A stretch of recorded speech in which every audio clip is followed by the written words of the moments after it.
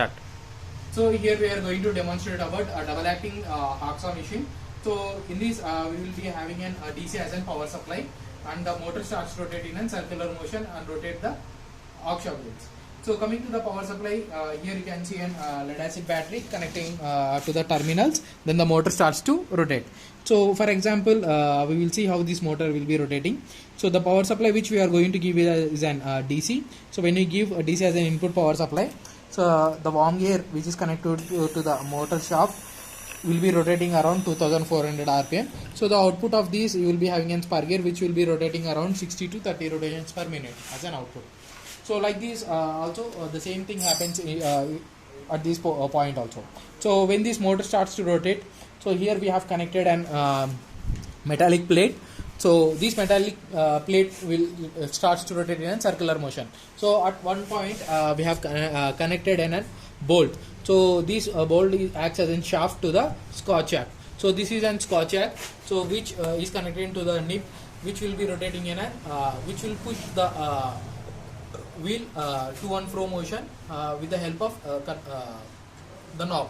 So which will be converting circular motion to and fro motion, acts as a slider mechanism. So this is called an scotch jack mechanism. So coming to this scotch jack mechanism, the metal scotch jack plate is again connected to the shaft of the haww. So at one end it is welded so that it remains stable, and with the help of pipe we are making it an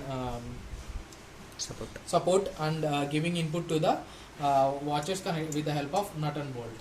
And this frame will be holded by using an mild steel 3x4 pipe which is inserted in 1-inch pipe, and this 1-inch pipe is welded to an haww frame, so that whenever the shaft moves as an to and fro motion, the entire frame moves at to and fro motion.